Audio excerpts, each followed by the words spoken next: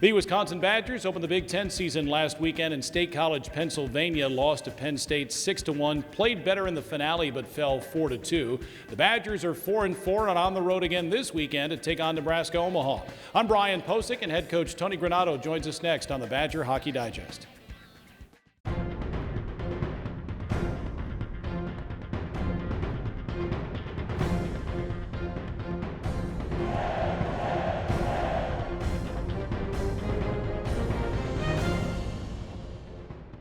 Well, Tony, Penn State was picked by elite coaches to win the Big Ten for a reason. They're very good, very experienced, very talented, and swept your club last weekend in Happy Valley. I know it was frustrating for you, the coaches, and the players that you didn't play up to your capabilities, but sometimes teams kind of force you into other things, and Penn State did a nice job of that, didn't they? They did. They played a great series.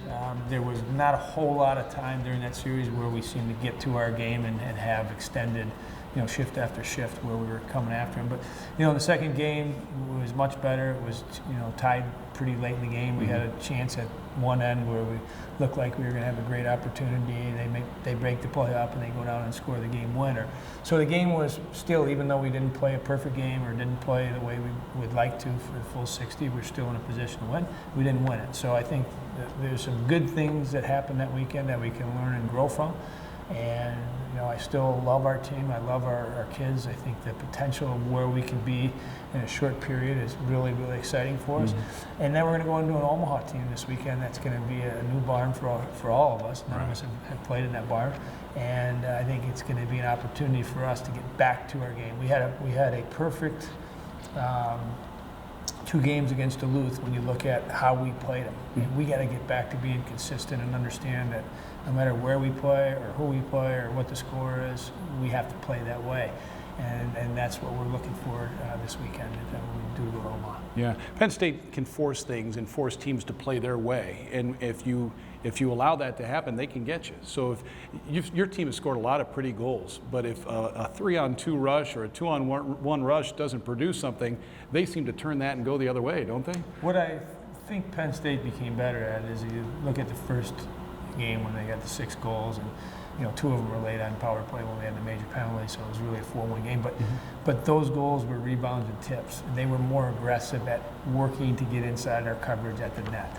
And I think that was a good lesson for us. I think at the other end, we were still trying to make plays on the outside and look for tap-ins back door. Their goalie was really good. He is really good.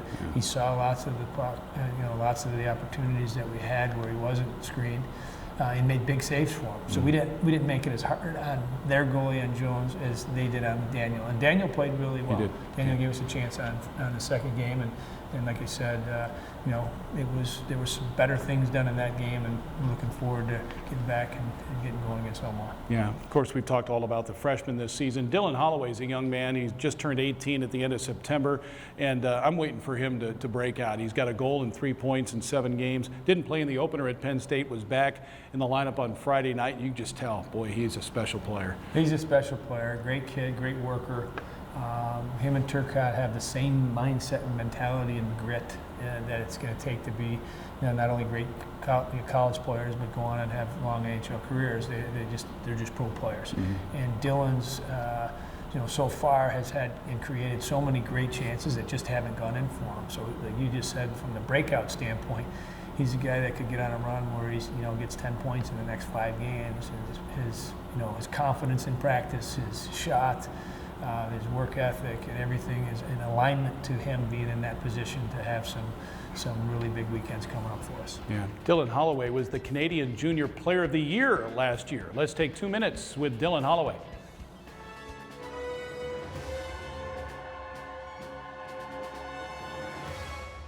Well, Dylan, first off, I wanted our fans to get to know you a little bit. So you're from Bragg Creek, Alberta. Yeah. Where is Bragg Creek, Alberta? It's about 40 minutes outside of Calgary. It's like southwest of Calgary. So You played in the Alberta Junior League at Okotoks. So where is Okotoks? Okotoks like south of Calgary. So it's probably only like 20 minutes away. It's like kind of a suburb, but like just a bit further out. So I don't know, it's like its own city in itself. It's a really nice place. I like it there. Yeah. And you were the Canadian Junior Player of the Year last year. You had quite a season. That must have been a thrill. Yeah, it was a good season. It was a lot of fun. I owed a lot to Okotoks. They helped me out quite a bit. So. Yeah. You had some pretty good teammates too, didn't you? Yeah, really good teammates. My 2 line mates, Austin Long and Quinn Olson, are unbelievable to play with. Quinn just got drafted by Boston, and then Austin got drafted by Winnipeg the year before, so it was two draft picks I was playing with, so we kind of clicked as a line. Yeah. Now you're draft eligible next year. Yeah. Is it hard not to think about what may transpire in June next year? Yeah, well, obviously I think about it quite a bit, but I try not to put too much thought into it just because it's a long ways away and a lot can happen from there or from now till there. So sure. I don't know, just try and take it day by day. Yeah, I'm sure you'd love to put a flame sweater on. Yeah, that'd be awesome. I always grew up cheering for the Flames, so that'd be pretty awesome. Yeah. You're a freshman here, just turned 18 not too long ago. What's it been like, going from Alberta to the University of Wisconsin and being a student athlete in college? Yeah, it's a lot different. I don't know. I got a lot more on my plate this year, I guess. But I don't know, it's been a ton of fun so far. I love it here. I love all the guys, the coaches, and everything. I love the campus. So it's just been a ton of fun so far. So what do you think of the college game? Well, it's a lot faster, obviously. Like playing in the AJ last year, it seemed like you had more time with the puck. But now, this year, all the guys are faster playing the game, so someone's always on you, so you got to make plays a lot quicker. Your decision-making has to be way faster. And then you always have to keep your feet moving. If you get caught flat-footed, then you're too far behind the play, so you always got to be moving. The Learfield IMG College Directors Cup, the highly recognized mark of distinction in college athletics across all divisions, both men's and women's sports. Follow your favorite team's pursuit for excellence in this prestigious annual award through thedirectorscup.com, USA Today, or L Directors Cup on Twitter. Learfield IMG College Directors Cup, the crowning achievement in college athletics since 1993. Just heard a little bit ago from Dylan Holloway, who will be draft eligible next year. Cameron Hughes, former Badgers captain, made his NHL debut earlier this week for the Boston Bruins in a 6-4 win over Pittsburgh. And Cam became the 85th former Badger to play in the National Hockey League. Good for him. That was pretty cool. That was outstanding. It was nice. He texted us the day before and said, "Hey, Coach, I'm getting called up to play against one of your old teams." And obviously we watched. I thought he did a great job.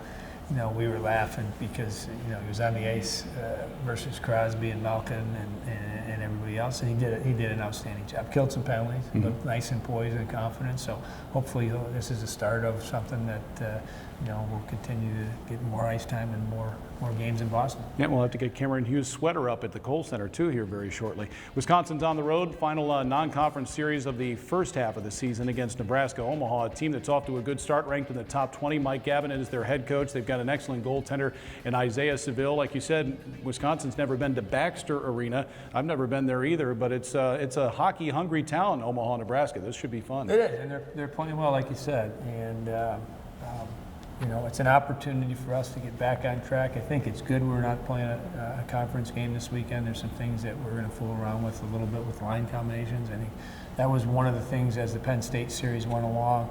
I stuck with the same line combinations for the most part of the night. I think there's some more flexibility that we can have and be a little bit more unpredictable for our opponents. So you might see some different combinations this week. All right, have fun. Thanks. Will do. Thank you. That's head coach Tony Granato. Wisconsin and Omaha Friday and Saturday night. Both games start at 7 o'clock Central Time. You can hear them both beginning at 6:30 on the Badgers Sports Network. For Tony Granato and Boston Bruins fan Jay Williams, I'm Brian Posick. Thanks for watching the Badger Hockey Digest.